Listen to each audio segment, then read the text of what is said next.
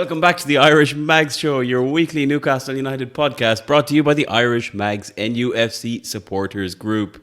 My name is Paul, I'll be your host for today. And joining me are the castor to your Wonga, it's Mr. Alan Williamson. Say hello, Alan. How's it going, lads? How are we? Good to have you back, Alan. And of course, Mr. Crisho Martin, and I'm going to allow him to say the line, say hello, Crisho. Hello, Crisho. And I'm not the Wonga, all right? I'm all right being Castor, but this week, Alan can be Wonga because you have some jerseys, don't you, Al? You have quite a lot of jerseys. I definitely have. Yeah, I've all the jerseys that are ever made. Let's be honest about it. Alan's the biggest Wonga in the Irish Mags group, Crisho, so it's okay. Been called worse before, will be called worse again, so I don't mind that. That's cool. Fact. We haven't really talked about the kits situation too much on this podcast, lads. Maybe it's something we'll pick up over the summer. But obviously, seeing as Crisho, for anyone who's watching on YouTube, and if you're not, you should be, because we look lovely today. Alan even brushed his hair. But Crisho is wearing his old school Newcastle Brown Ale button collar kit from the mid-90s, which, of course, as we know, has Adidas as the manufacturer. And we're going to have Adidas back again. Hopefully, we'll actually see a real kit soon, lads. I'm getting fed up of seeing all these kind of knockoff Photoshop ones online. What date is it? Just 3rd of June? 6th of June announcement or something like that. 6th of June. Okay, so maybe by the time we release our next podcast, we might know a bit more about it, if not the week after. I'm looking forward to it, though. It's time that Castor just kind of got the fuck out of here. Awful. Yeah, dreadful. Right, time to move on from Castor and roll on Adidas and Sella. Right, lads, this week we have a bit of an Irish Mags show first, would you believe? Like, it's the first time since we started the show, we actually don't really have a game to review or preview, obviously, since the end of the season. That said, we will talk a little bit about Australia, which we never really expected to have to do at this point in the year. We're going to have to talk about events at the weekend as well, boys. Unfortunately, I suppose you could look at it and say a lot of where we were a week ago has definitely changed, and a lot of Newcastle's plans and potential transfers, ingoings and outgoings have changed because Man City conspired to put in their worst performance. I think it's their worst performance of the season. I've seen them play a bit. And worst performance under Pep. It was awful. It was desperate bad. Like I did see a random tweet or a random message. Maybe it was in our WhatsApp group for the Irish Mags actually, where someone said, yeah, City would be better off, it'd be in their interest to throw the game because if we don't get Europe, it'll be easier for them to sign Bruno. That's where the mindset is at. What do you think about that? Yeah, the tinfoil hats are certainly out in the WhatsApp group, let's be honest about it. They often are. They're often are, and they're being polished and shined regularly. So we'll come back to that. We'll have to talk a little bit about that, unfortunately, because we will be missing out on European football. And Alan, your Latvian dream has sadly come to an end before it even started, and that's a grim thought after where we were. Yeah, it was Latvia or bust, and it's bust. Yeah, it's bust. Yeah, it is bust. We'll go anyway, just for the crack for the weekend. Yeah, we'll just do an Irish Mags show trip over to Latvia, and for the we'll crack. send the bill to Tev. Yeah, we'll just get Tev to somehow pay for it. Yeah, that's fine. I'm on board with that. I love it. Excellent. We'll also be talking today a little bit, picking up where we left off from our Deal or No Deal segment. We want to have a little chat about how our best 11 would look right now as things stand. And then maybe where do we think within that 11, like, are the key positions we need to strengthen, where we're looking at the options we have now and kind of realistically going, right, that needs an upgrade, especially because myself and Alan officially decided which players should stay and which players should leave, Crisho, when you weren't here. So we'll be running through all of that. And I believe we're going to have a bad/hot take of sorts as well coming from Crisho. Yeah. And to cap things off, just to keep Crisho sweating in his hat, we will be having the return of the Irish Magstermind quiz. And it's going to be Alan against Crisho for old time's sake. Even though it's not really Alan against Crisho, it's just, Alan kicking the shit out of Crisho. But we said we bring it back for sheer entertainment value alone. But before we do all that, Crisho, there was one big event that happened at the weekend, and it wasn't anything to do with FA Cups. It wasn't anything to do with Australia. It was Alan Williamson's birthday. Happy birthday, Alan Williamson. Happy birthday, Alan. Thanks very much, lads. Thank you. He's 47. Only? 48. 48, I think. 47, 48. 31 years young on Saturday it was. I had to think there for a second. I couldn't remember when my birthday was. So yeah, 31 years young on Saturday. So thanks very much. You're only a young lad, Alan. When you get He's to our only a age pup. now, you'll know all about it. That's it, yeah. He's only a pup. That's all he is. He is a pup. Did you enjoy the Photoshop image that was going around of your head, which I believe was on your namesake's body, Mr. Mike Williamson? Is that right? Wasn't that Dan Byrne? I thought there it was a Mike couple. Williamson. There's a I thought couple. there's a couple floating about. Like I've gotten, and then there was the "Do not be afraid" one or "Do not be upset" one floating around as well. All I got was pictures of my head on random players. We did see a lovely picture of an actual card that was made, though, Alan. Right? That one. Yeah, that was a proper Magpie card. That was cool. Hang on. Oh, it's coming on camera. It's coming on camera. It's up here. So, shout out to my cousin Paul and my auntie Neve, who managed to. I don't know if you can actually see that. Look at that. But it has me cool on it with the Irish Mag flag, and I love it. It's deadly. That's cool. Yeah, it's fucking deadly. I love it. Deadly. When you said cousin, I thought you were going to say Sean, but I was like, "There's no way Sean would have the guy." No. That was one of my younger cousins who can actually think, unlike Sean, who has 15 thoughts in the brain at all time. Yeah. Sean alert. Shout out to Sean. We know Sean tunes in every week. Shout out to Sean. But yeah, we didn't believe you had it in you, Sean, and it sounds like we were right not to. Right. Let's move on to actual Newcastle United matters and Irish Mags matters, lads. I want to get your thoughts on what probably has evolved to become the Australia fiasco of 2024.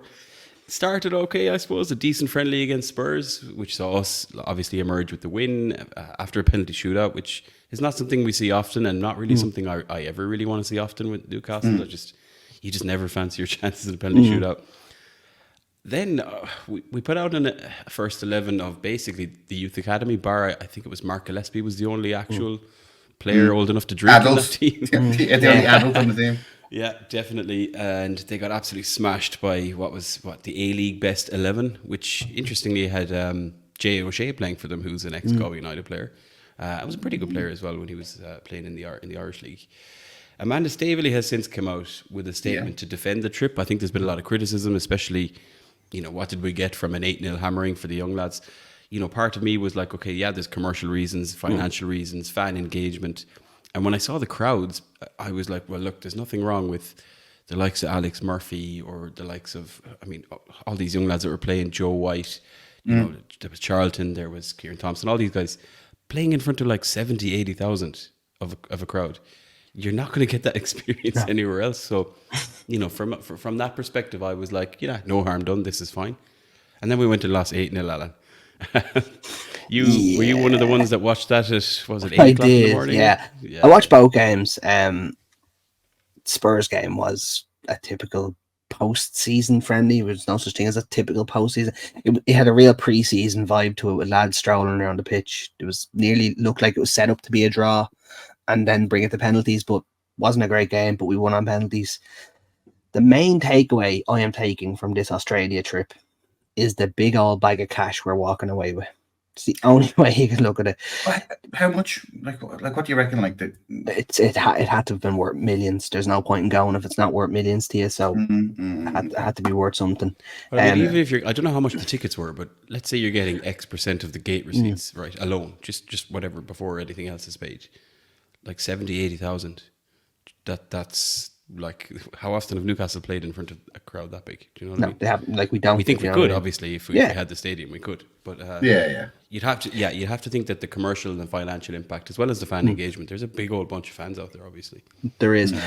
On that, I was just looking at a guy who was at both games and was disgusted with the second game. When we were beaten 8-0, his ticket for the game against the All Stars was $216 for one ticket, and like that's not office. It's the official price, and he wasn't. And I'm not being funny. If I'm paying 200 odd quid for a ticket, I expect to be given the last 10 minutes of the match.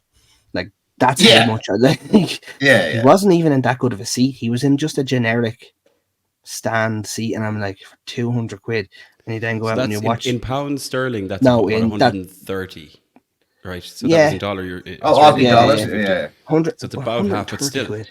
Scandalous. No Bruno, no Isaac, no Julian. He paid £130 to watch our under 21s get a hiding.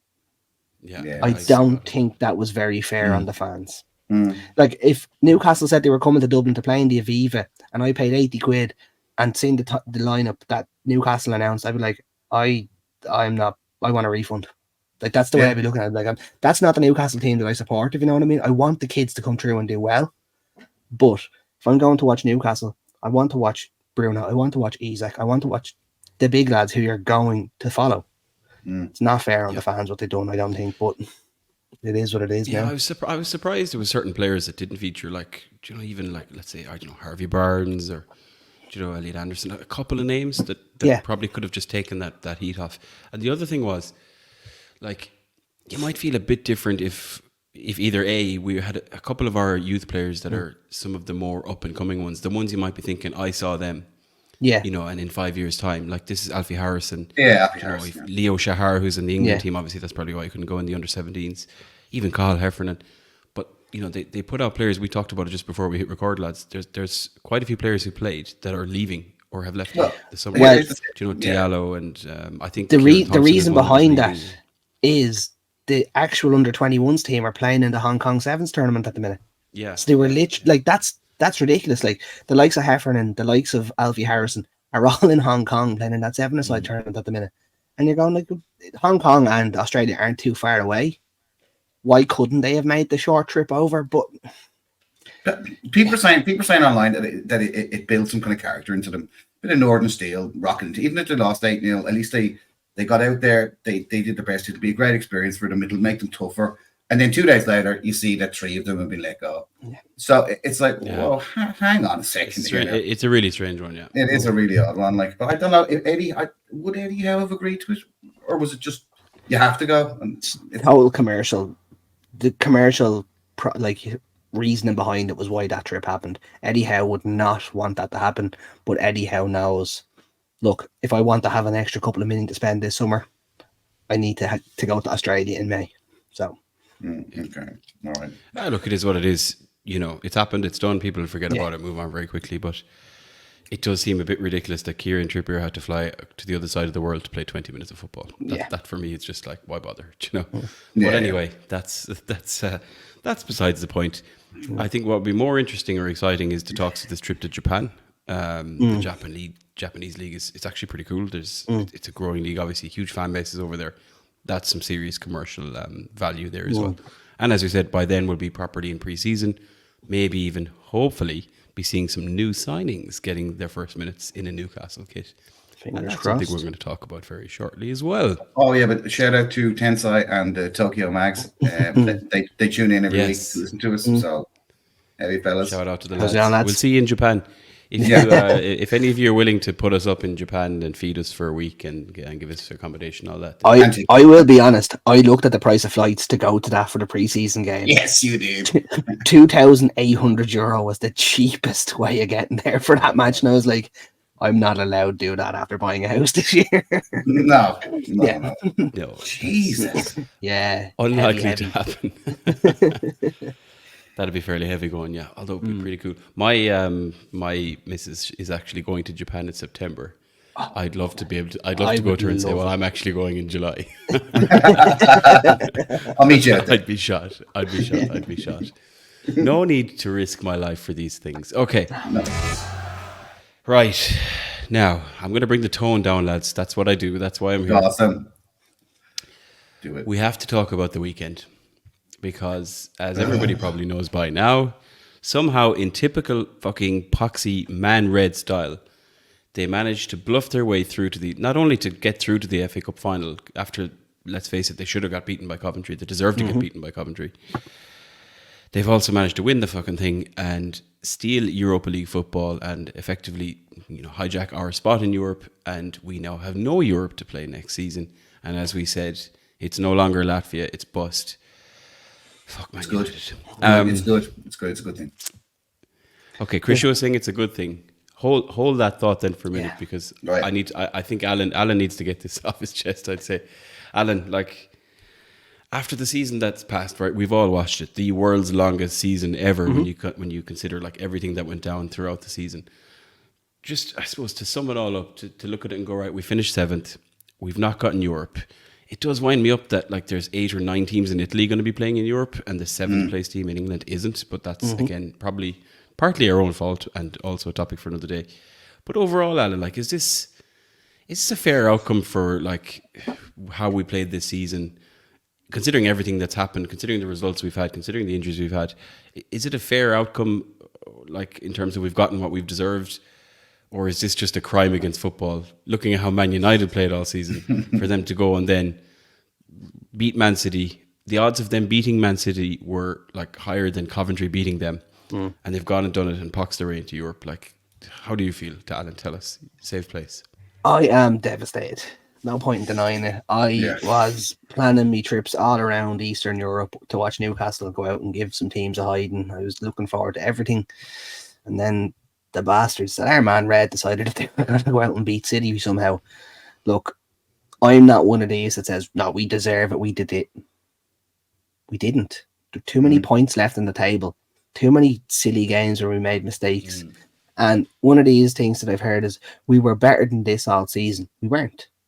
The season is a long slog, and there's no way you can fluke your way to anything in a league.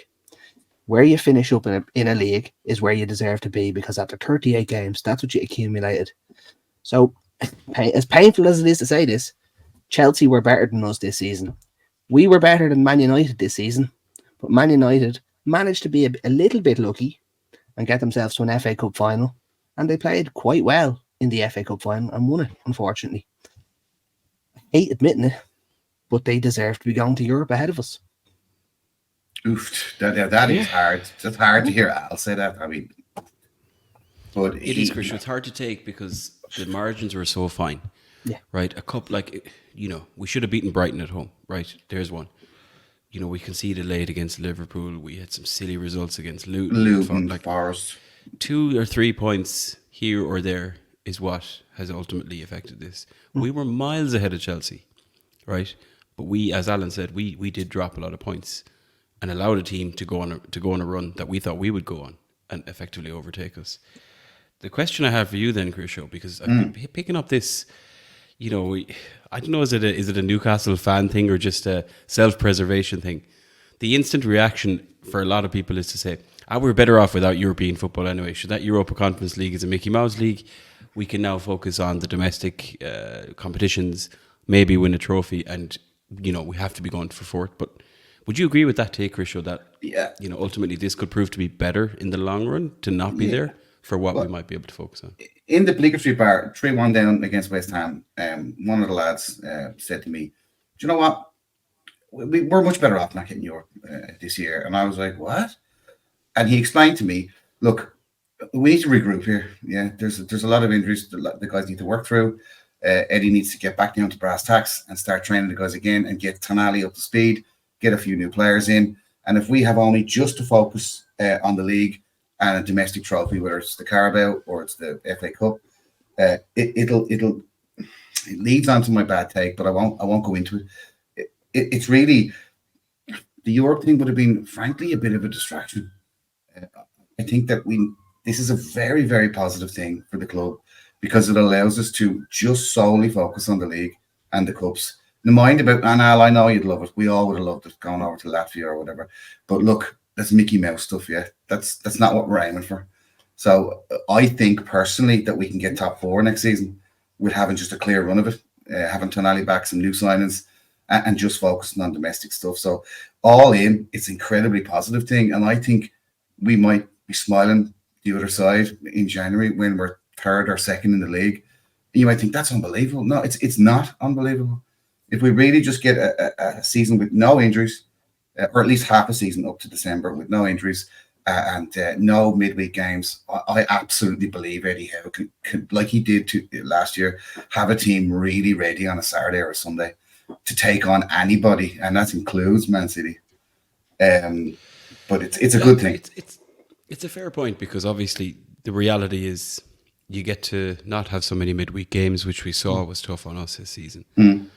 And you get to focus everything on the domestic competitions and obviously the league, right? And the league is where we need to be looking at, right?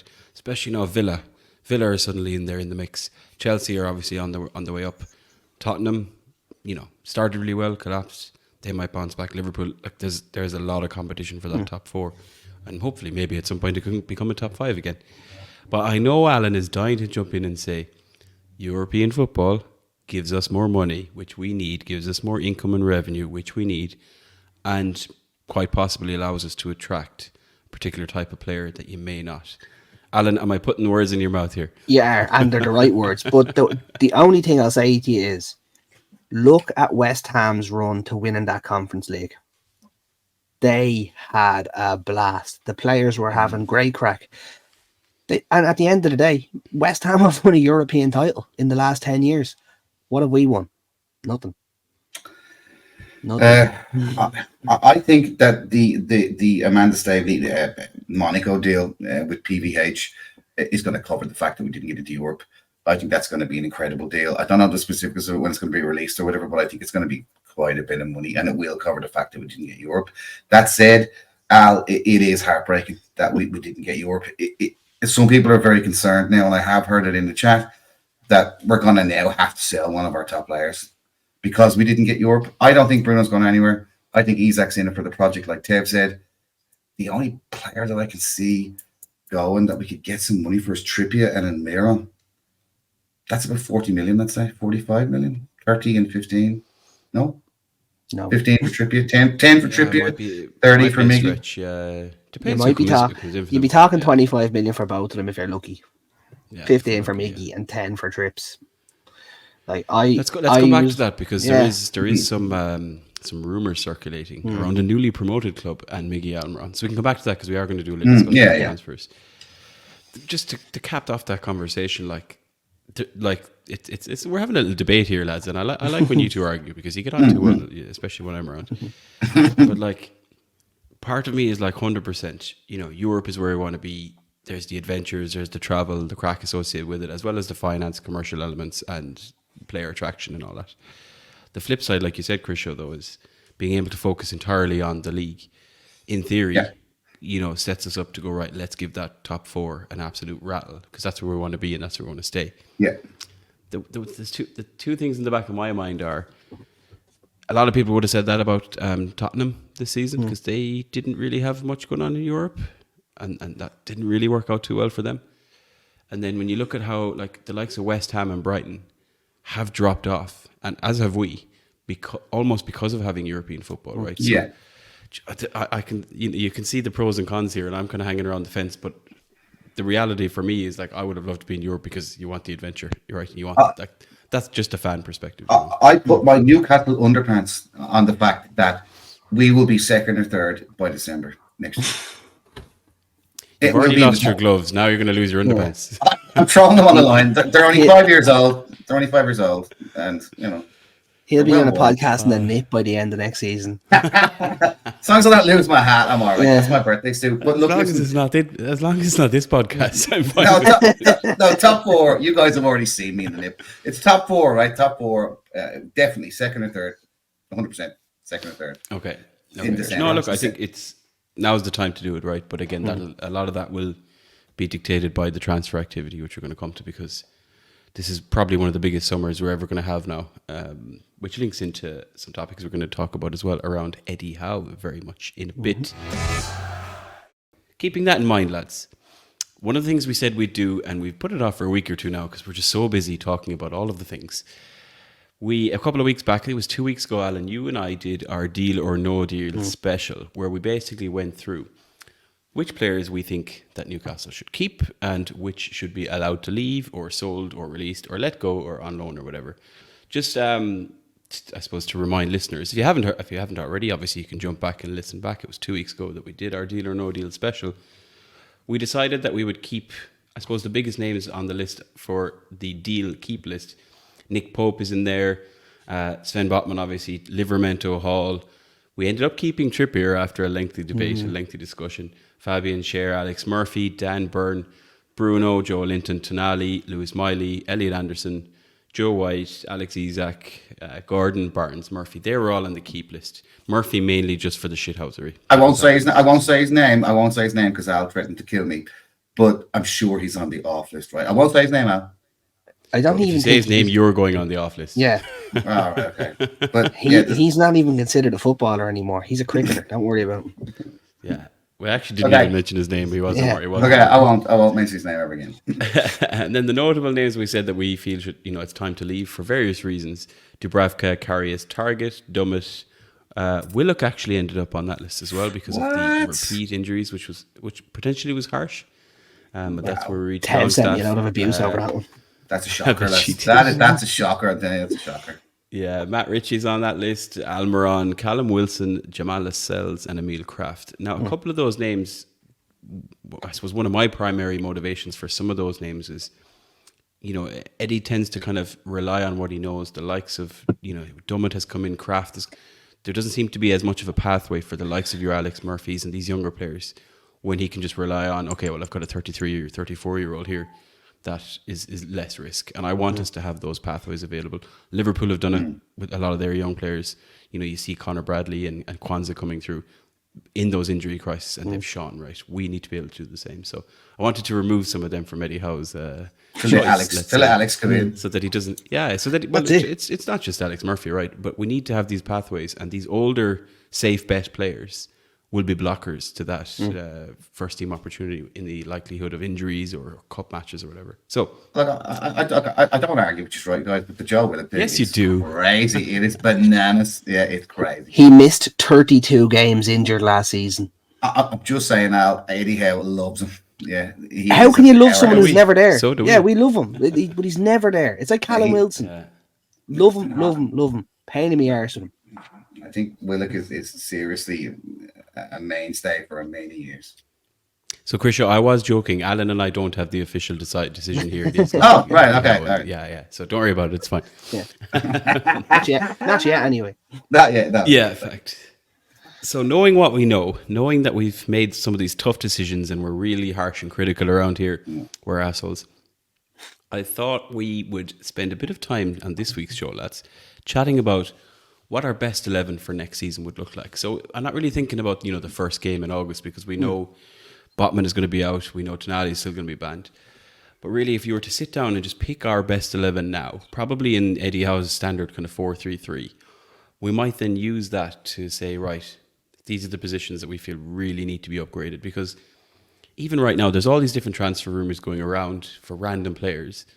But really, I think, if I'm sitting down, Alan, playing Football Manager as you and I do, we really need to be prioritising certain positions for me, right? I think that's where we really need to be like saying, right, this, X% of the budget needs to go on this position, even if we have other players, other targets available. That's what happened last summer with Hall and Livramento popping up and becoming available. I think now it needs to be very much needs must.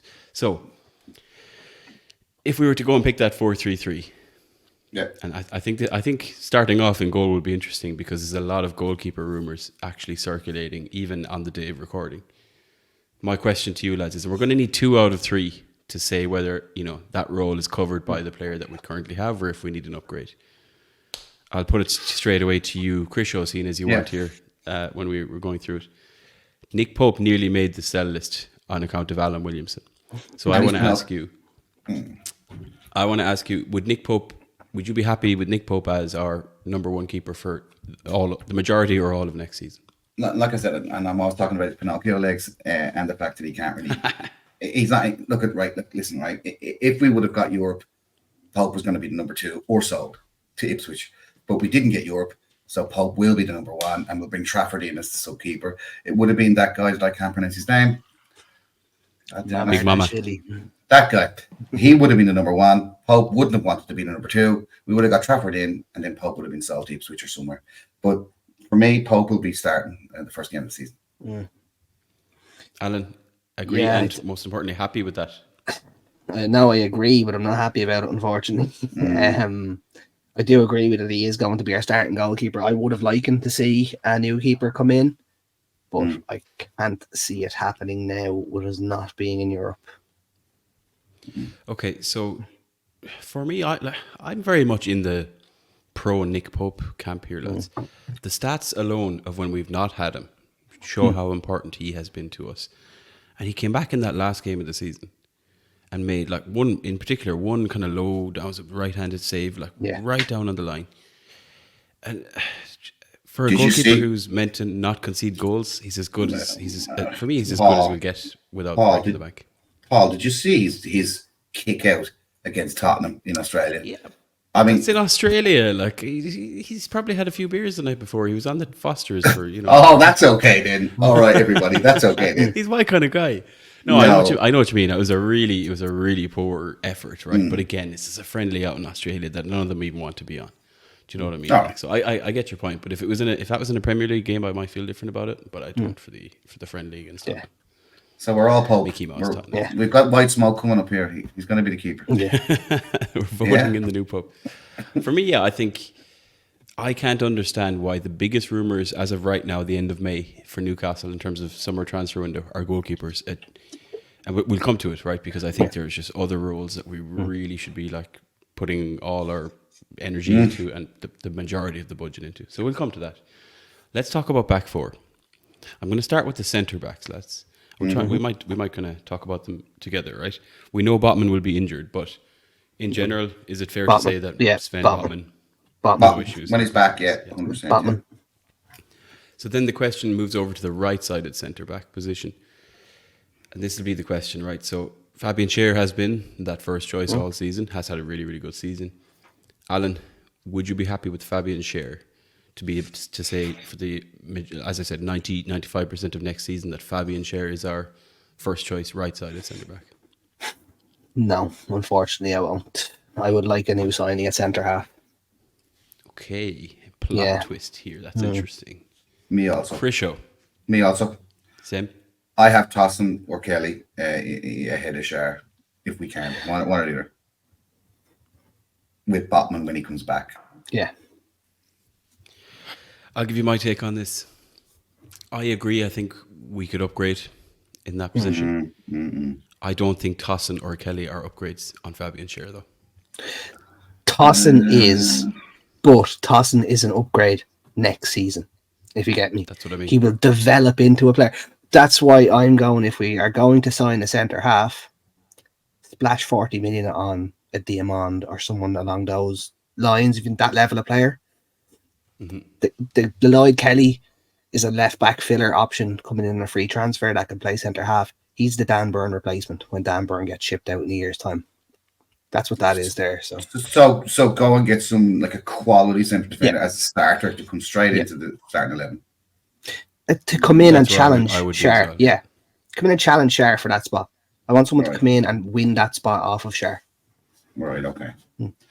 Yeah. Right. Krisho, you're kind of... Well, I mean, you said upgrade, right? You said you want to see an upgrade, so I think that's... Yeah, Botman with an upgraded. Yeah, Botman with an upgraded. Okay. Sure. Right, we'll talk about the fullbacks now, lads. Fullbacks, wingbacks, whatever you want to call them. On the left, I mean, he hasn't been first choice all season, but based on what we've seen, is it fair to say Lewis Hall is effectively now our first choice left back? And would you be happy with him being our first choice left back next 1 season? million %. Yes, 100%. Okay. Have we signed him? Is it 28 million? Have we signed him already? Or is it June? It's the whatever date of transfer window opens becomes 100% official because we weren't relegated, which is the funniest reason for having to sign someone ever when you were in a Champions League club the season before. Mental, actually. Yeah. It is. It's a bit wild. Is it 28 million quid? 25 million. It's 28 including the loan fee. Oh, wow. Cheap. It's a serious cheap, fee, cheap, but cheap. it could prove to be cheap. Yeah. Let's go with that. Now, I purposely left this one to last in terms of defenders, boys. Right back. Easy. Now, I want to throw something at you really quickly, lads. Up to early December, Kieran Trippier was arguably the best defender, fullback in the league, if not one of the best players in the league. Looking at his numbers, right? Topped the assist charts. He was running the show. Obviously, then a few different things happened. There was definitely an injury, if not other things in his life or whatever. You know, there's a lot of different speculation. And he just hasn't really came back as the same player. So this is where we're very much kind of looking at it going, right, is Trippier still next season's first choice right back, or is Tino the man? And that's where I'll come to you. Krisha, you shook your head. You got my attention by making a movement. I'm trying to get your attention to the fact that Trippier will be sold in the next 4 weeks. If we're lucky, I've had enough of the fella, yeah, and his curly hair and his nonsense and his personal life. I don't give a shit. Good luck, unless he's going to be a coach or hang out with Mark Lexby on the bench. I'm sick to death of it. Yeah, it was great. We enjoyed the 2.5 years. Thanks a lot. Good luck.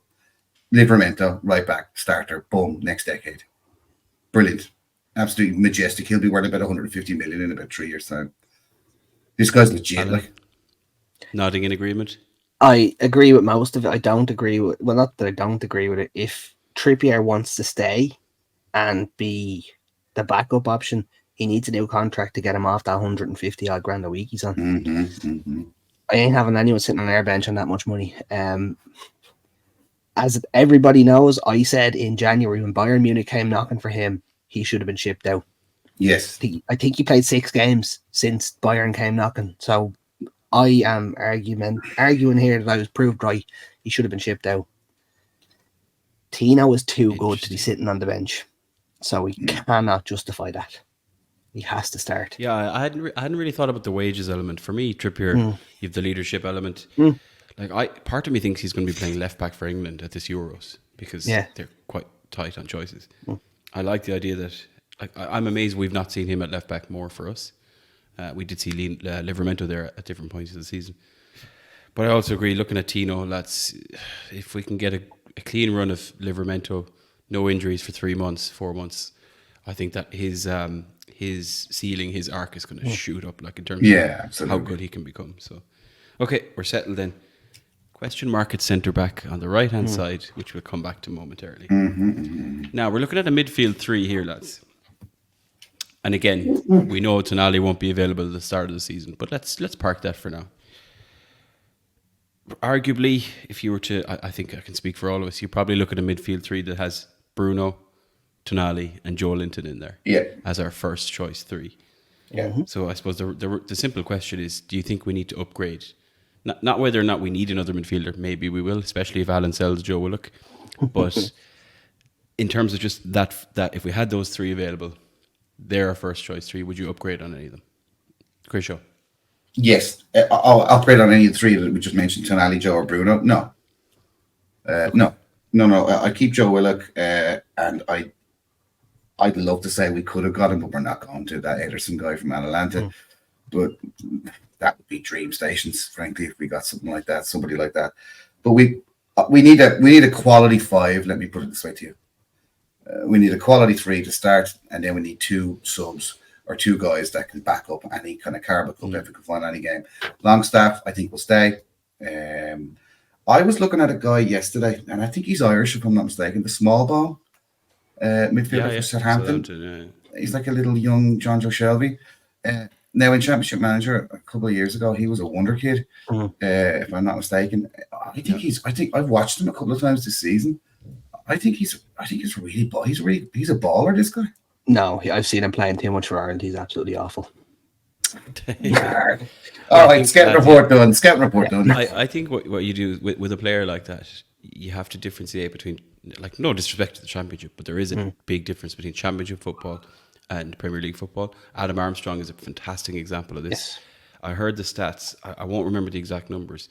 In the last 2 seasons, roughly 55 goals or something in the last 2 seasons in the Championship, in whatever, let's say 70 odd games. In the Premier League, he played 60 times for, not really Newcastle, but must have been Southampton, I guess. Blackburn wouldn't have been there. And he scored 4 goals in the Premier League. Yeah. Do you know, so like... And one of them was against Newcastle as well. Yeah. Yeah, naturally. So I think Chris Shaw, for him, I would say, let's see him come up with Southampton and see can he, because if he is obviously improving, and some lads are late bloomers as well, but that's where the test we'll see is when Southampton are back in the Premier League next season. Okay, midfield 3 seems to be fairly nailed down. I'd say on the left we're probably fairly nailed down as well, because we'll be looking like first choice to be, I suppose it would be Anthony Gordon, right? It's Mr. Anthony Gordon, yes, 100%. Lads, if Anthony Gordon isn't playing, I don't know, 60-80% of the games for England in this Euros, it'll be an absolute disgrace. But anyway, that's their problem, not ours. Yes, exactly.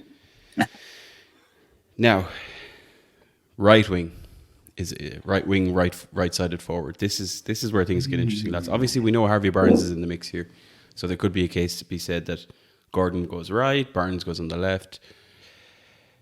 Where are we with right wing, Alan? We need to sign a right winger.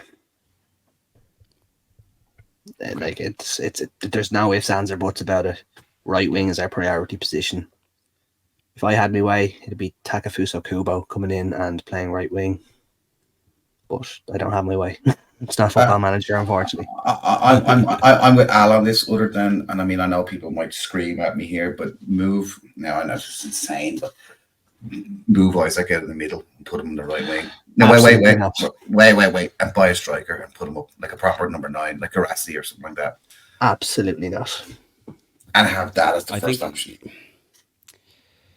If I was in the hot seat, and thank God I'm not, I'd be pushing towards we need a player, right?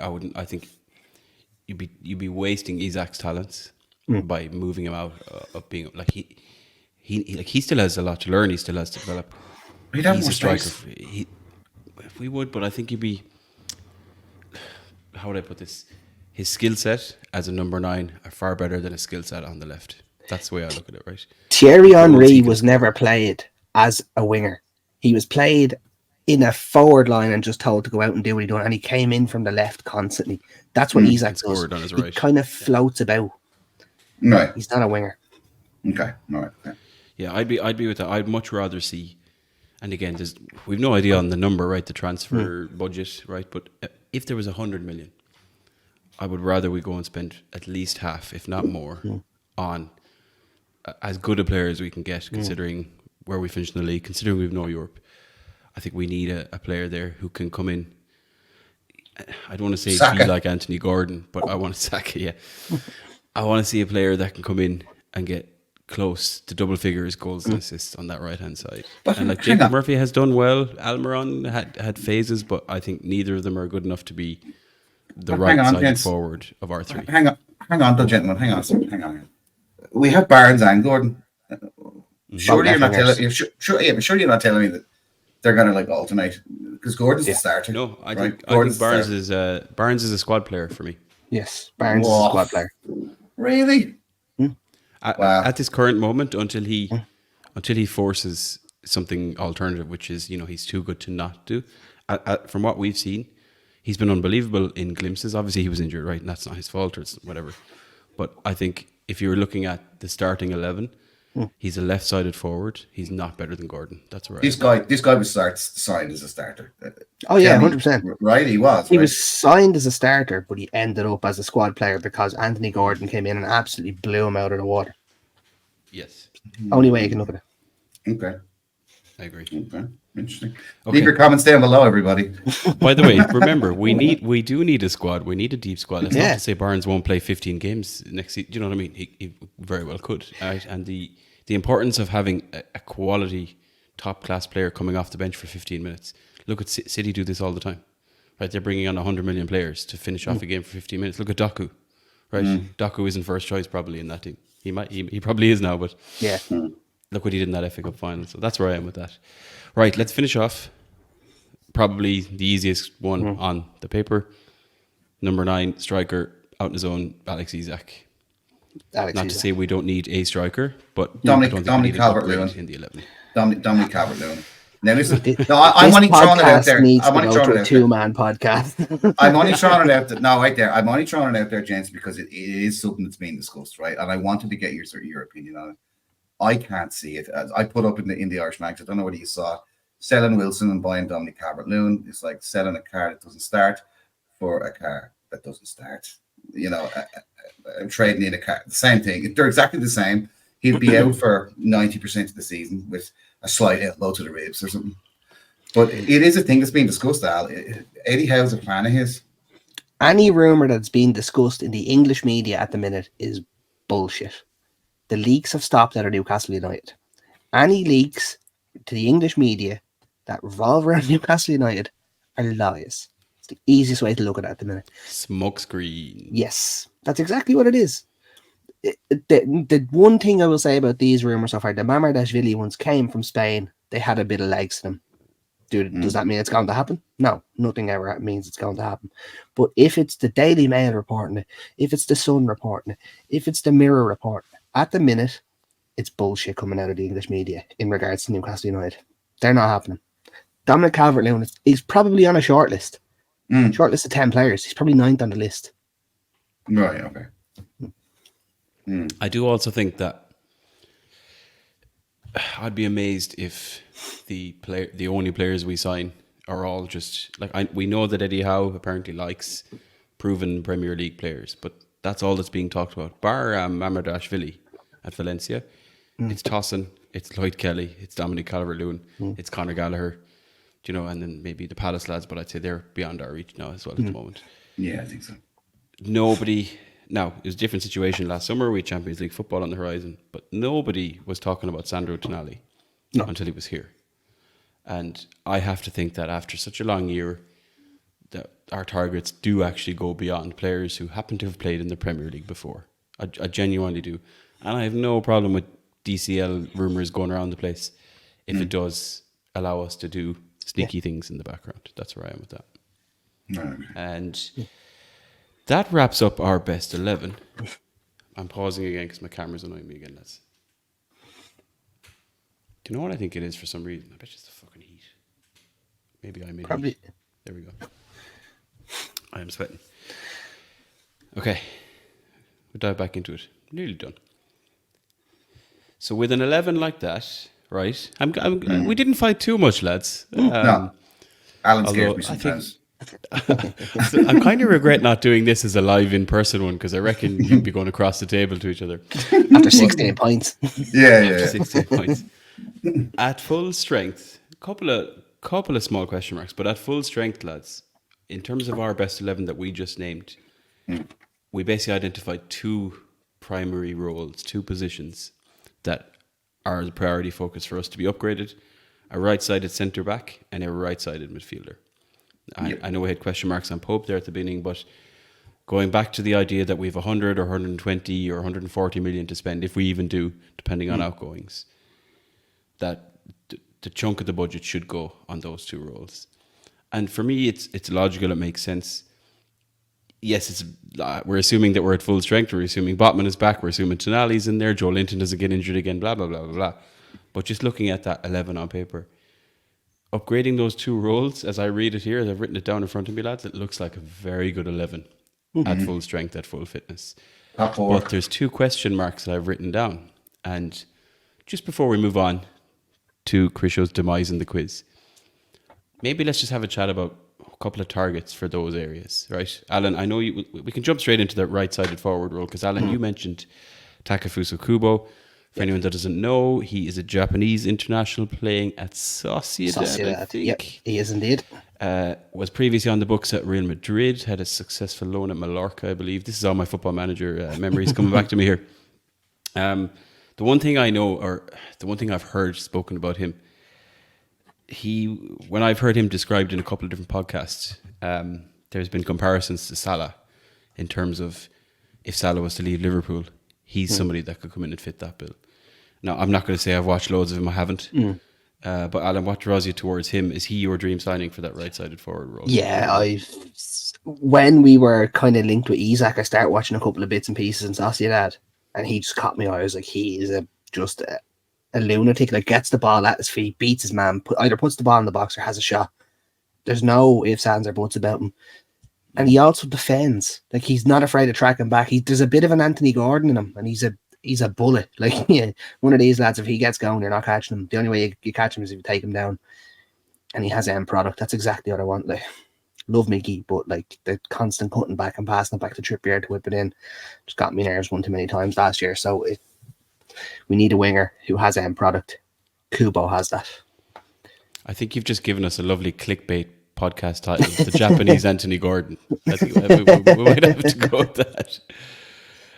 Crisho, is there anyone, I don't know if you know much about Kubo, but for yourself, like looking at that right-sided role, if you were talking about upgrading, is there anyone that you've kind of, who's caught your eye, or anyone you've had in mind, especially looking at, there have been rumours on this role for about 2 years now, and we still haven't upgraded it. It all obviously depends on selling and Miggy. to get a little bit more extra cash to bump it up. Al, do you know the guy from Spain? I think he's a free agent, if I'm not mistaken. Danny Olmo is his name? Oh, Olmo, yeah. He's got the Bayern Olmo. now, I think. Yeah, Danny Olmo. This guy, right? He can play right across the front three, Paul. He's stylish. He's direct. This guy is legit. He's a proper athlete. He's really. Anytime I've ever seen him play on TV, I've been like, wow, check this guy out. Like, but Bayern Munich is going to? Or, Yeah, see Mini. yeah.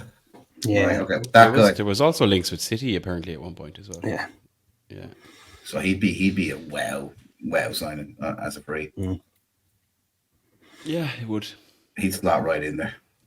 I'm having to think, like, if you asked me this question last week, I would have thrown out a Nico Williams, who's at Bilbao, Spain international. I would have thrown in Olise. I would have said we have a chance of getting Olise, for example. But without that European football, bit of a question mark. Pedro Neto, I know there's injury concerns, but it's one main injury concern. That can be tested because I think it's largely a hamstring issue because he runs so fast. This is what happened to Michael Owen when he was young. He just ran too fast and his hamstrings kept going.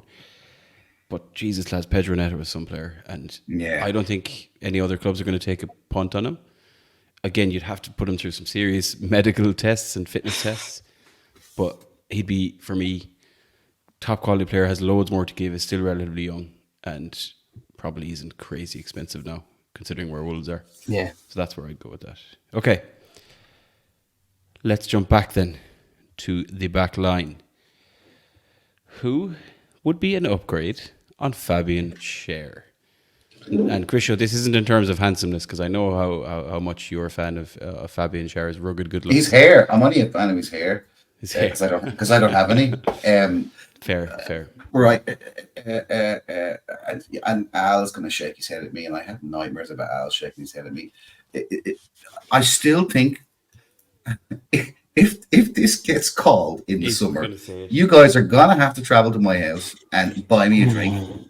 Yeah, I'm like, no, Al, you're going to be like, no, it's not happening. I still think there's something in the mix here with this guy, with this Anderson guy in Crystal Palace. I know you're making a joke out of it the last while. I think it's still in there. I think there's still something bubbling away. I think we might be surprised, gentlemen. That's what I'm saying as an upgrade for Fabian Schär. Oh. And I know I was a bit premature. I've been accused of that before, trust me. But this is something that I still think is in the mix. And Al, as you say, Al, if there is lists of players, he's on a list somewhere. Yeah. He's definitely on a list somewhere. So I would think that he would be a great upgrade. Sure. To be fair, I think he probably is. He has been extremely consistent in a team that hasn't been. Like it's not often you see that, right? Yeah. He is excellent on the ball. He's a leader in the back. He's probably everything you might want. I think, is he 28? Is he that old? Thereabouts. I'm not too sure. Thereabouts. Yeah. He's not a million miles off it. No. So yeah, I think it's a fair shout, and he probably would 27. be 27, gents. 27. 27. Yeah. He's nearly as old as Alan after his last. That's it. Yeah. Alan, what about yourself for that centre back role? I'll give two shouts. Giorgio Scalvini, Atalanta centre half, quality, young. Like he'd come in and play 50% of the games with Schär. Or if we're going for a replacement where Schär doesn't really get a look in, I'd probably go with Edmund Tapsoba, but we're not getting him out of Bayer after they win the league. Like, it's just not happening. No. Yeah. We were linked to him last year. He has been outstanding this year. So they'd be my shouts for the two. I'd love Diamond, but it looks like he's gone to Arsenal. So. And there was one kind of shit of Daniel Rugani from Juventus, but he signed a new deal with Juventus. Yeah. So no. Yeah, he's been kind of floating around for quite a long time, I think, really, without ever having made the rumored move that he was often linked with as well. So, yeah, it's an interesting one. Like, again, similar story. A lot of the names that I had in my mind up to now, or up to the last few weeks, like Diamande would have been in there, Alan, even Antonio Silva, the other fella at Benfica. Yeah. These are all players that will end up at Champions League clubs, but we would have thought with Europa League football on the path to Champions League football. But that has obviously changed, as we keep saying, sadly, as well. So I'm still not sure. I think Anderson is a good shout, Chris Show, to be honest. Again, Palace are a team on the up with the new manager. Maybe he wouldn't want to leave that project, right, for what's going on there, which is an interesting one too. Todibo in France is unbelievable, but there's a lot of talks of him going to Manchester United because they're owned by Ineos, people. Which is tough. And then the other guy that's impressed me for obvious reasons, because they've been trending lately, is also Atalanta, Alan, is Isak Hien, the Swedish centre-back. Now, the first time I spotted him was actually in Football Manager because I was doing an actual save in Sweden. But him and Alexander Isak were at AIK in Sweden around the same time. And I just love that narrative. And I'm like, bring him in. Bring him in, get him in. Got the Brazilian boys, we got the Swedish boys. I'm fully on board with that. Live for that. So, okay. Well, it's a good thing we're not in charge, lads. It's all Football Manager. But some good targets there. I think I have no doubt that they're the roles we should be prioritising, which is why I'm still a bit frustrated that all the talk is about goalkeepers. You know, James Trafford was doing the rounds today on the day of recording. We said Mamardashvili. Ramsdale's name is still in there. I just don't see why we would do that. He's not an upgrade on Pope. No. He's not an upgrade on Pope either. I really, really, really, really, really would like us to see some targets being mentioned for that right-sided forward role in particular. I think I don't want anyone mentioned. The less mentions of Newcastle United, the better. Because it was, do you remember Nicolo Barella, and all of a sudden Tonali had the jersey in his hand and they're going, wait a minute, I thought we were signing the Inter midfielder and we had signed an AC midfielder. But that's fun. 100%. I love all the rumours. We missed out on the right winger we should have got. He plays for Aston Villa. Diaby would have been legit at Newcastle. He would have been. He started great, on but he fire, off, didn't he? Yeah. Cannot defend to save his life. Does not do Eddie Howe would have murdered him. He would have strangled that man. There was no way that he was a Newcastle type of player. You have to be able to defend. That's why I'm saying Kubo, because he is just an energizer bunny running up and down the wings. He's an Eddie Howe player. Yeah, I like it. I like the Kubo shout, and it's within reason, right? Because Sociedad, I think they might have just crept into Europe. I'm not even sure. I think they got Europa League. I think they did. I'm not too sure. But equally, probably even the financial elements of it might lure him over. We'll see.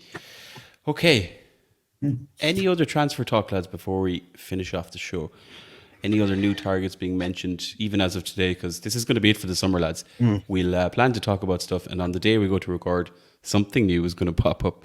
Any other wild transfer stories doing the rounds? The only new thing is that Tossin is supposedly gone to Chelsea now, so he doesn't have to leave London. And come here, you can understand that. If he's had a big bag of money thrown at him by Chelsea, I don't blame him if he takes it, because 12-year contract. Yeah. On 200 grand a week, I take it. Fair play to him. Yeah. So he doesn't have to move house as well, which is a big thing. And I know people are like, it's not that big of a deal. Absolutely is. Doesn't have to uproot his whole life, move it 600 miles up north. Gets to stay in his house and be happy and triple his wages.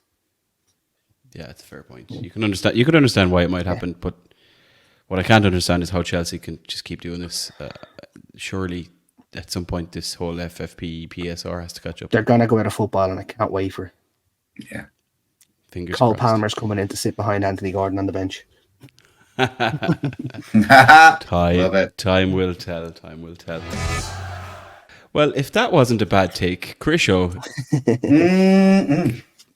I don't know. You mentioned it might be a mix of a bad take, or a hot take. We're kind of on the fence on this one, are you? Yeah, it's a hot bad take or a bad hot take, whatever way you want to put it. It's a take.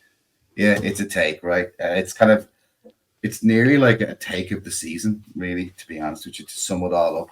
And look at guys. You guys are kind of fully aware. I'm picking this up in and around everywhere. Newcastle World, our Irish Mags, Twitter, Twix, as it's called. Look at out with all the injuries, out with the Tonali ban, out with everything, right? This has been a really bad season, yeah. And we blew it. We fluffed it against Brighton and Manchester United. We fluffed our lines, and that was nearly the breaking point. That's where I think the owners kind of went, okay, hang on a second here now. Because, I mean, it was an incredible achievement to get seventh. it would have been an incredible achievement to get sixth in Europa League, with all the injuries and everything else. And people would have been like, well, that was actually pretty good, But if you look at Forest, look at the Luton match, look at some of the other matches, and then look at those 2 games specifically. Just like when the Carabao Cup final, when we had something on the line, we fluffed our lines. Now you're thinking, does that come from the players? Does that come from historically from Newcastle just stepping on their own foot or kicking themselves in their own face? Or is it Eddie Howe? Is it Eddie Howe and his management team? I've spoke to Alan about this. Paul, I've mentioned it to you. This was a bad season. Everyone will go, yeah, sure, it was, yeah. But there's mitigating factors to it. Forget the mitigating factors for a second.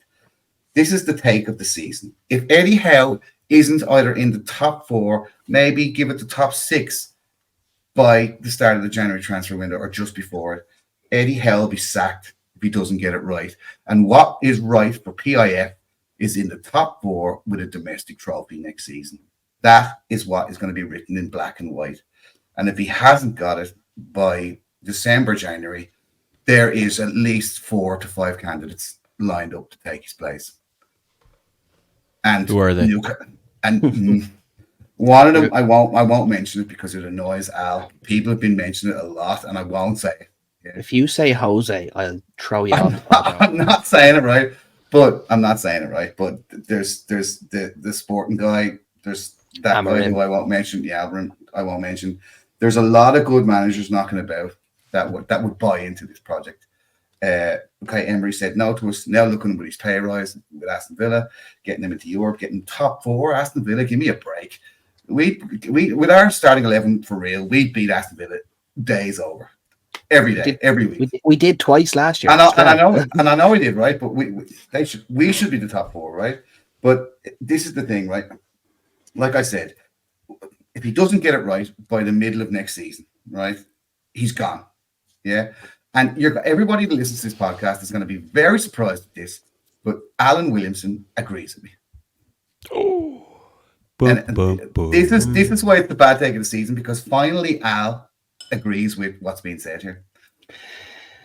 You're not entirely wrong. I do think that Eddie has an awful lot of credit in the bank. Yeah. But he is starting to spend that credit at the minute. A little bit of stubbornness is starting to come back and bite him in the backside. Like we were 2 wins away from having a European football again this year, and there would have been no talk of being under pressure. But I do think if we are going into just coming into the January transfer window, and we're 7th, 8th, 9th, there's a strong possibility that Eddie doesn't see out the season. So it's not exactly a bad take, if you know what I mean. It's a strong possibility. The Saudi Arabian PIF fund, whatever you want to call it, did not buy Newcastle United to finish 7th or 8th in the Premier League. They came in to blow Man City out of the water, win titles. Now they understand that they can't do it overnight. They can't just throw money at it like City and Chelsea could do. But they're also going, right, this is his 3rd season. What, we've gone 4th to 7th and we're going 7th again? No, we'll get someone else in. That's the way I can see it looking. But ideal world, we'll be 15 points clear at the top of the table. It's still in all the cup competitions going into January next year, and Eddie will be the king as usual. Yes, that's what I hope to also. Just so we're clear. Oh. I'm just thinking about like when we're sitting here in about 6 months' time. I really hope that isn't happening because I just want to be able to handle it. I think you're right, Alan. It's not a really bad take, but I think the only way that it holds is if we are in 7th, 8th, 9th or worse come November, December. But that's based on the assumption that we still have Isak, we still have Bruno, we still have Botman, and we spent the bones of 100 million in the transfer window. Then and only then would I say, right, yeah, like barring another ridiculous injury crisis, which I just don't think will happen again. If Eddie's been backed in the window, and if we're keeping our big players and then bringing in like a couple of targets, like we said, then I could see it for sure. Because as you said, eventually ambition will outgrow sentiment. And, yes. Football is a cutthroat business. Okay. I'm okay with this. I don't want it to happen. I 100% don't want it to happen. I don't believe it will happen. Yeah. Don't believe it will happen, but I can see circumstances where it could happen.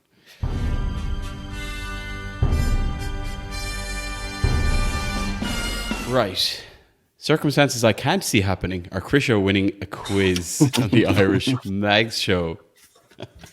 This is genuinely unfair, but I'm going to go for it this time. I've looked up all my knowledge. Totally unfair and totally justified. Right. Should be a fairly quick one, lads. The reason I have this quiz on standby is, for those of you that don't know, I actually do another podcast. This is like, cheating on your missus or something. I actually do another podcast every week. It's a football manager podcast called 5 Star Potential. And because one of the other lads on that show is a Man United fan, we recorded a show last night, and I knew we would spend a lot of time talking about Man United and talking about Newcastle because he was just rubbing it in that they've stopped us getting to Europe. So I thought that could be the theme of the quiz. So lads, we're going to alternate between you. So you don't have to shout the answer first or anything. Krisho, that is good for you. I have a list here in front of me of 11 players who have played for both Man United and Newcastle in the Premier League era. So we're looking at the last 30 seasons. So simple enough, lads. I'm just going to ask you to name players who've played for both. Get Al to put his hands up in the air. You saw him there, didn't you? Get him to put his hands up in the air. Alan doesn't need to cheat in these quizzes. Krisho, because I'm a nice guy, I'm going to let you go first. So who scored in the Man United? Go again, because who scored? I want to get it exactly right. Players who have played for both Newcastle and Man United since the Premier League began in that 1992-93 season. So the last 30 years. There's 11 players who've played for both clubs. Right, I'm going to start off with something amazing, and I might be wrong, but I don't think I am, right? Oh, Danny Simpson. Great show. Danny Simpson is a great shout. 129 appearances for Newcastle between 2009 and 2012, and 6 appearances for Manchester United in the year 2007. Gets Krisho a point. Now, Alan. I'm going to say one, but I don't think he actually played in the Premier League. We did play for them. Martin Dubravka. Martin Dubravka is correct. I was going for Premier League era, not Premier League. Yeah, great. Yeah, that's what I wanted to make sure there. Sorry. No technicalities around here. Martin Dubravka is correct. Made 2 appearances for Man United during that loan spell last season. I think he actually picked up a Carabao Cup medal, which we never ever want to talk about again. And 163 appearances for Newcastle. Gets Alan a point. Krisho. Andrew Cole. Andrew Cole is correct. 244 appearances for Manchester United, 73 for Newcastle. Actually, I knew he wasn't there long, but that's actually fewer than I thought it was. Even though he scored 59 goals, which is a ridiculous record. Yeah, if only what could have been. Gets Krisho a point, though. Fair play. Back to you, Alan. Nicky Butt. Nicholas Butt made 339 appearances for Man United and 149 for Newcastle. Gets you a point. It's 2-2. Krisho. I mean, yeah, we all very much dislike this guy, Michael Owen. Michael Owen. Interestingly, 40 appearances for Manchester United and apparently 71 for Newcastle, which I was surprised to see. Yeah, he was with us for 5 years, though, wasn't he? Or 4 years? He was there from 2011 to 2015. 68 appearances. Sorry, 68. No, 71. Sorry, I'm right. I'm reading the wrong list. 71. Crazy. Is that 3-3? That's 3-3, lads. Back to Krisho. No, back to you. Sorry, Alan, I mean. Sorry. Yeah. Alan Smith, one of the he had a horror leg break by John Arnorisa, if you remember that one. I do remember that, as well as his glorious blonde hair. Yeah. Alan Smith is correct. 73 appearances for Manchester United from 04 to 06 and 84 appearances for Newcastle between 2007 and 2011. Now it's 3-3. Right.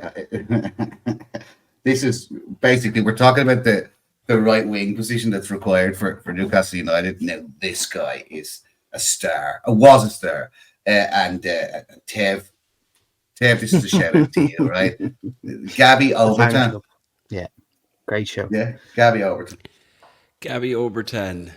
20 appearances for Man United between 2009 and 2010. Lol. 68 for Newcastle, however, between 2011 and 2015. gets you a point, and it's 4-3 to Crisho. But Alan Come on, Christian. is at the back post. Louis Saha. Louis Saha did make 105 appearances for Manchester United between 2003 and 2007, but had a loan spell at Newcastle in 1998 where he made 11 appearances. Mm-hmm. Alan, can you remember who he was on loan from?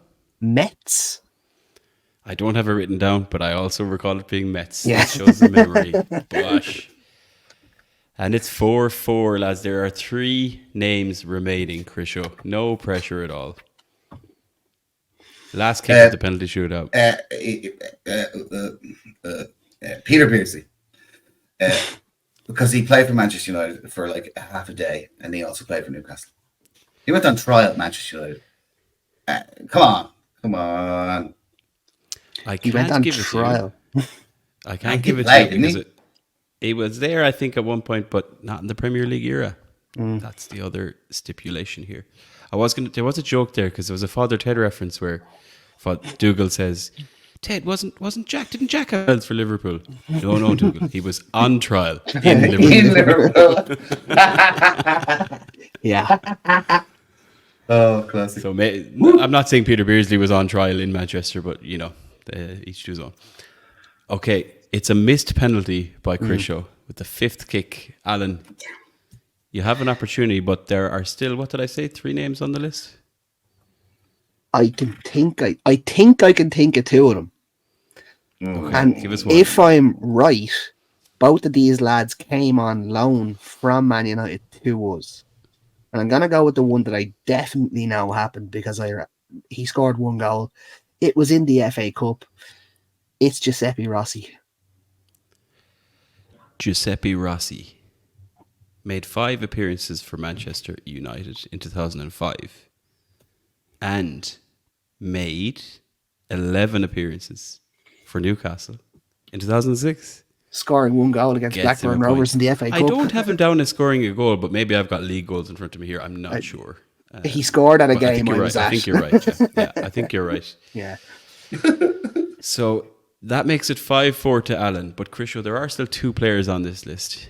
You're in with a chance if you can get one. Oh, Hang on. I'm just thinking, right? yeah. I said Andy Cole. The other way. Yeah. Keith Gillespie. Keith Gillespie, right? Yeah, 100%. Hang on. Yeah, he definitely did play. Yeah, we signed him from Manchester. I can't believe it took you this long because Yeah. Keith Gillespie did play for Newcastle and Manchester United. Obviously was part of that deal where Andy Cole moved the other way. Yeah, it did. Gets you a point to make it 5-5. Lads. Yes. Next goal wins territory potentially. No, who have I got left now? I've got one name there. One? It's just one left, I think. Jesus. Yeah, I think I've just got the one name left on the list. Alan. Screw you, Al. This was the one I'm not too sure if this was Premier League era though for us. I think this guy might have been a championship player for us. That doesn't matter. Oh. For That's quiz all right reasons, then. it's just the last 30 years. Do you know what I mean? Like, Okay, it's okay. The duration of the Premier League. Ronnie Janssen or whatever his name was. He has to say the name right. Or it's a. Give us what you believe his name to be, Alan. Ronnie Janssen. Ronald Janssen. I can tell you he did play for Manchester United between 1996 and 2001 and made 132 appearances, including winning the Champions League. And he did make 3 appearances for Newcastle in 2004. That wasn't the championship year. That was in the Premier League then, was it? That was Premier League, actually, yeah. 2004, Oh, I thought he yeah. was a championship player. Jesus. I have 2004 here on the list, and the list wouldn't lie. Crisho, a valiant effort by Crisho, but... Screw you, guys. It was that Peter Beardsley show. Oh, man, Jesus. Peter what a Beardsley let nightmare. you down, yeah. Yeah. Especially when you still had Keith Gillespie in the back pocket, I couldn't Crisho. even think. I was like, what the hell? It's a valiant effort now, but Alan is this week's quiz Irish Magster Mind. He is this season's mastermind. You know what I mean? Hey, he was defeated by somebody. I was I'll have you beaten know. once. Yeah, Yeah. Well, I think Krisho, he cheated. your homework for next week, Krisho, is to find a quiz to see if Alan can beat me again in return. Right, okay, no problem. I'll do it. I'll sort it. Oh, well done, Alan. stuff. Sorry, by the way. Well done, Oh, yeah, well done. well done, Alan. So Thank you. gracious in defeat. And on that That's note, that brings episode 26 of the Irish Mags Show to a close for this week. As usual, you can find all the links to all our socials and details in the description below. And as usual, if you haven't already, smash a like on the video. If you're watching on YouTube, subscribe to the channel. Hit that follow button if you're listening on Spotify, on Apple, or wherever you get your podcast every single week. We will be back for more Irish Magnus even next week as usual. So until then, away the lads, slán go fóill, and we'll see you all very soon. Say goodbye, gentlemen. Slán, lads. Goodbye, everybody. I'm sorry I didn't win. I really tried, guys. I really tried. Everybody is shocked and surprised. Have a good week.